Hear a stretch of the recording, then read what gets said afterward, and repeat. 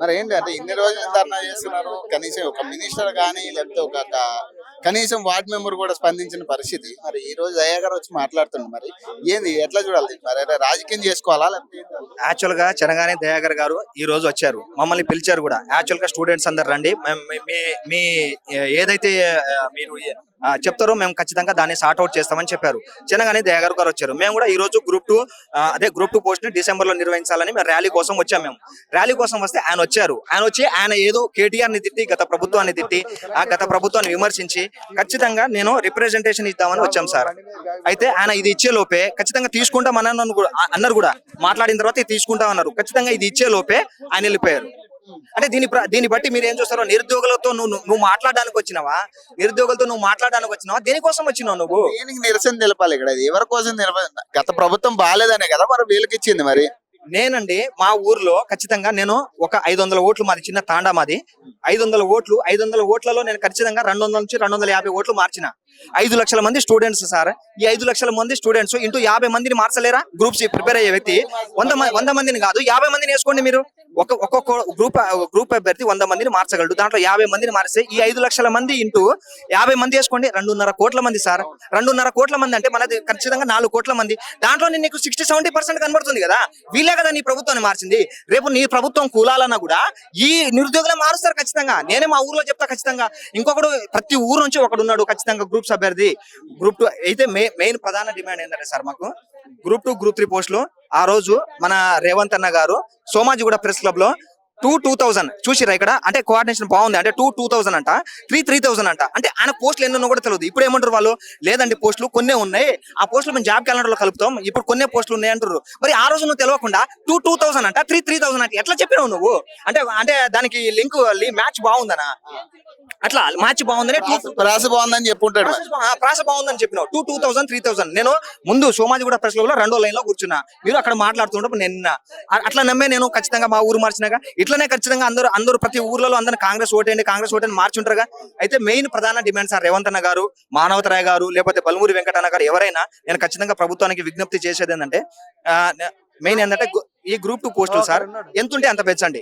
ఎంతుంటే అంత, 2000 కాదు, 3000 కాదు, పెంచండి.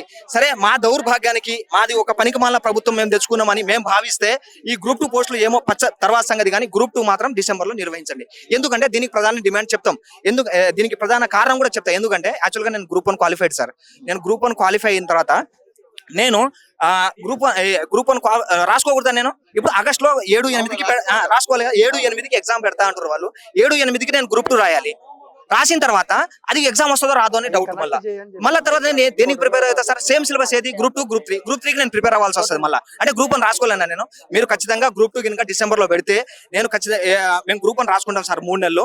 3 నెలల తర్వాత ఈ కామన్ సిలబస్ ఎట్లాగో చదువుతాం కాబట్టి గ్రూప్ 3కి రివిజన్ చేసుకుంటాం. మళ్ళీ రివిజన్ గ్రూప్ 2కి చేసుకుంటాం. ఇట్లా గ్రూప్ 1, గ్రూప్ 3, గ్రూప్ 2 మంచిగా ప్రశాంతంగా రాసుకుంటాం. ప్రభుత్వం మాకు చెనగానే దయాకర్ బయటకు వచ్చి మాట్లాడటం ఏంది అసలు? ఈయన ఏంది ఇప్పుడు? ఈయన మినిస్టరా లేకపోతే ఎడ్యుకేషన్ మినిస్టరా లేకపోతే ఏంది? ఈయన కనీసం వార్డ్ మెంబర్ గానే ఉన్నాడా? లేడు కదా. మరి ఎందుకు మరి ఈయన వచ్చి మాట్లాడేది? ఈయన వచ్చి చెప్పుడేంది? నిరుద్యోగులు మేము మా ప్రభుత్వం అందంగా ఉందని ఈయన చెప్తే ఎట్లా నమ్ముతారు? యాక్చువల్ గా ఇతను ఎవరు కూడా మాకు తెలియదు సార్. అసలు చెనగాని దగ్గర ఎవరో తెలియదు. అయితే ఆయన ఏం చెప్పుకుంటున్నాడంటే, ఈ రోజు ఒక పెద్ద హైడ్రామా జరిగింది నిజంగానే. ఏంటంటే యాక్చువల్ గా ఆయన ర్యాలీ కోసం మమ్మల్ని పిలిచారు సార్. అదే ఆయన ఏదో మాట్లాడదాం, గత ప్రభుత్వాన్ని విమర్శిద్దాం మమ్మల్ని పిలిచారు. మేము కూడా ర్యాలీ కోసం వచ్చినాం. అయితే ఆయనతో మేము ఈ రిప్రజెంటేషన్ ఇచ్చే లోపు ఆయన వెళ్ళిపోయారు. ఇతనంట ఈ గవర్నమెంట్ కి నిరుద్యోగులు అంట మధ్య సంధానకర్త అంట. నువ్వు మధ్య సంధానకర్త గారు, మీరు దయాకర్ గారు, మీరు ఇక్కడ ఉన్న నిరుద్యోగులు ఖచ్చితంగా మీ ప్రాబ్లమ్స్ ఏంటి కనుక్కోవాలా? గత ప్రభుత్వాన్ని విమర్శిస్తావా నువ్వు? మేము ఖచ్చితంగా నీకు రిప్రజెంటేషన్ ఇద్దామని మీకు తీసుకొచ్చినాం. చూసుకో, కరెక్ట్ గా క్లారిటీగా చూసుకోండి. మీరు దయాకర్ గారు మీరు చూసుకోండి. ఇది ఇచ్చేలోపు మీరు ఏదో పోలీసులతో హైడ్రామా వేసి వెళ్ళిపోయారు మీరు.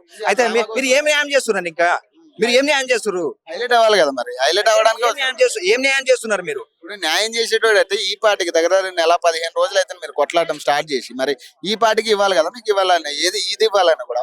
మరి ఈ రోజు వచ్చి హైడ్రామా చేసాడు అనేది మీరు కరెక్ట్ పాయింట్ అడిగారు సార్.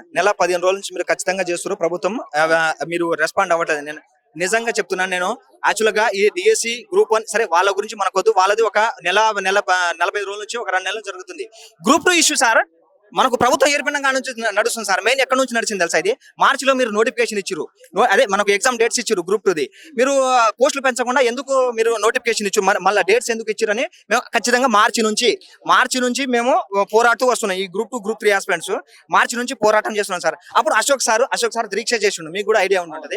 అశోక్ సార్ దీక్ష చేసినప్పుడు బల్మురి గారు మీరు ఏమొచ్చి చెప్పారు, బల్మురి వెంకట గారు మీరు ఏమొచ్చి చెప్పారు సార్ దగ్గరకు వచ్చి, నేను ఖచ్చితంగా గ్రూప్ 2 గ్రూప్ 3 పోస్టులు పెంచుతా, నేను ఖచ్చితంగా డిసెంబర్ లో నిర్వహిస్తాను. ఆ రోజే నువ్వు మాట ఇచ్చినావు. తర్వాత మొన్న మోతిలాల్ అన్న ఆ గాంధీ హాస్పిటల్లో ఉన్నప్పుడు మీరు ఏమన్నారు? ఆ రోజు గ్రూప్ 2 గ్రూప్ 3 ఇష్యూ మాత్రం మేము పాజిటివ్ గా ఉన్నాం, మిగతా మేము ప్రభుత్వంతో మాట్లాడి చెప్తామన్నారు. మరి గ్రూప్ 2 గ్రూప్ 3 ఎందుకు ఏర్పాట్లు చేస్తున్నావు? నువ్వు ఎందుకు ఎగ్జామ్ పెడతా చూస్తున్నావు? ఎందుకు చేస్తాను? గ్రూప్ 2 గ్రూప్ 3 సిలబస్ ఒకటన్నా నీకు ఆల్రెడీ తెలుసు. ప్రతి ఇప్పుడు చెనగాని దయాకర్ కూడా తెలుసు, మానవతరాయ్ కూడా తెలుసు. మీరు ఎందుకు చేస్తున్నారు? మెయిన్ ఏంటంటే మానవతరాయ్ గారు నేను ఏదో టీవీ డిబేట్ లో, ఈ మెయిన్ టీవీ డిబేట్ లో పిలుస్తలేరని ఏదో పనికి మన టీవీ డిబేట్ పోయి ఏదో వీడియో బయటకు రిలీజ్ చేసిండు. దాంట్లో నేను చూశాను ఏమనంటే, మా గ్రూప్ 2 గ్రూప్ 3 అంట సార్, గ్రూప్ 2 ఎగ్జామ్ అంటే ఆగస్టు 7, 8 నిర్వహించాలని చాలా మంది ఫోన్ చేస్తున్నారంట ఆయనకి. అయితే అప్పుడే ఒకతను ఫోన్ చేశారు సార్ ఆయనకి, ఆయనే ఫోన్ చేసిండు. ప్లానింగ్ ఈయన ఫోన్ చేసిండు స్టూడెంట్ వీళ్ళకి ఫోన్ చేసి కనుక్కోవాలి కదా. ఈయననే స్టూడెంట్ కి ఫోన్ చేసి, సార్ మరి మీరు యాక్చువల్ గా అతను డిఎస్సీ ఆస్పిరెంట్ మీరు మరి పోస్ట్ పోన్ కావాలనుకుంటారా వద్దనుకుంటారా, మీరు కావాలని అనుకుంటారు కదా అని ఈయన ముందు మోటివేట్ చేస్తుండ్రు. నిన్న మీరు టీవీ డిబేట్ చూడండి మానవతరాయ్ గారి, ఈయన కావాలి మీరు పోస్ట్ పోన్ వద్దు, ఇప్పుడే ఎగ్జామ్ జరగాలని కోరుకుంటారు కదా అంటున్నారు. కాదు సార్ 45 రోజులు ఇస్తే బాగుంటుందని అని చెప్పిండు. కరెక్ట్ గా మానవతరాయ్ గారికి కరెక్ట్ గా ఏం చెప్పాలో అర్థం అవ్వాలి అప్పుడు. అంటే దీన్ని బట్టి ఏంటంటే సార్, ప్రతి వెబ్బర్ది మీరు ఎవరైతే ఎగ్జామ్ కండక్ట్ చేయాలి, ఎవరైతే ఎగ్జామ్ నిర్వహించాలని మీరు అనుకుంటున్నారో వాళ్ళందరూ జాబ్ హోల్డర్స్ మీకు ఫోన్ చేసి ఖచ్చితంగా ఎగ్జామ్ జరగమని చెప్తున్నారు, గ్రూప్ 2 ఎగ్జామ్ జరగమని చెప్తున్నారు. వాళ్ళు ఏంటంటే స్కూల్ అసిస్టెంట్లు, వాళ్ళు గ్రూప్ 3 ఆస్పిరెంట్లు, వాళ్ళు గ్రూప్ 4 ఆస్పిరెంట్లు, అంటే ఆస్పిరెంట్లు కాదు వాళ్ళందరూ గ్రూప్ 4 గ్రూప్ 3 వాళ్ళు జాబర్స్ వాళ్ళు స్కూల్ అసిస్టెంట్ జాబర్స్ వాళ్ళు ఏంది ఇప్పుడు ఒక 6 నెలలు 5 నెలలు వాళ్ళు లీవ్ తీసుకొని వచ్చారు సార్. మళ్ళీ వాళ్ళకి ప్రభుత్వం లీవ్ ఇవ్వదు, వాళ్ళు ప్రిపేర్ అయింది ఇబ్బంది అవుతుంది. నువ్వు కనీసం 50 మందిని చూసుకుంటే 5 లక్షల మంది నిరుద్యోగులు ఏం కావాలా? 5.5 లక్షల మంది. నువ్వు జాబ్ హోల్డర్స్ ఎవరో ఫోన్ చేసిరని నాకు ఎగ్జామ్ పెట్టమని చెప్తే, ఇప్పుడు ప్రతి నిరుద్యోగ అభ్యర్థి నీకు కూడా తెలుసు, నీ మనసాక్షికి తెలుసు, నీ ఆత్మసాక్షికి తెలుసు, ప్రతి గ్రూప్ 2 అభ్యర్థి సార్ గ్రూప్ 3 వరకు వెయిట్ చేయాల్సిందే సార్. ఇప్పుడు ఈ స్కూల్ అసిస్టెంట్లు, ఈ జాబ్ హోల్డర్స్ ఎవరు ఉన్నారు సార్, వాళ్ళు వెయిట్ చేయలేరు. వాళ్ళకి మెయిన్ ఏం జాబ్ కావాలి? గ్రూప్ 2 జాబ్ కావాలి, గెస్టెడ్ పోస్ట్ కాబట్టి. వాళ్ళకి గ్రూప్ 3 అవసరం లేదు, అందుకనే వాళ్ళు ఫోన్ చేసి ఎగ్జామ్ పెట్టమంటారు సార్. వాళ్ళు ముఖ్యమా, మేము నిరుద్యోగులు ముఖ్యం? వాళ్ళకి ఏదో ఒక జాబ్ ఉంది కదా సార్, మాకేం జాబ్ ఉంది సార్, మాకేం జాబ్ ఉందని అర్థం? కనీసం ఇస్తారా? డిమాండ్స్ నెరవేరుస్తారని నమ్మకం? ఖచ్చితంగా వాళ్ళు డిమాండ్ నెరవేర్చేటట్టు ఉన్నారని మేము కూడా నమ్ముతున్నాం. ఈ గ్రూప్ 2 ఇష్యూ డిసెంబర్ లో ఎగ్జామ్ జరుగుతుందని చెప్పారు ఆల్రెడీ, చాలా పాజిటివ్ గా ఉన్నాయి. అది కూడా జరగాలని మేము కోరుకుంటున్నాం. ఒకవేళ గినక గ్రూప్ 2 గినక జరగకపోతే సార్ ఖచ్చితంగా గుర్తు పెట్టుకోండి, మళ్ళా టీఎస్పీసీ ముట్టడి జరుగుతుంది. టీఎస్పీసీ ముట్టడి అయినా, సెక్రటరీ ముట్టడి అయినా, లేకపోతే ఏదైనా ఖచ్చితంగా 100% జరుగుతుంది. ఇగో రిప్రజెంటేషన్ ఇద్దామని చెనగాని దయాకర్ మీ ప్రభుత్వ వ్యక్తి, మీ అనుసంధాన కర్తకి ఇద్దామని వచ్చినాం. ఆయన ఏదో హైడ్రామా చేసి వెళ్ళిపోయిండు. గత ప్రభుత్వం తిట్టి కేటీఆర్ తిట్టడానికి వచ్చింది సార్. ఆయన మెయిన్ ఏజెండా ఏముంది సార్? ఇప్పుడు గత ప్రభుత్వం చేసింది. నువ్వు చేసేదేంది?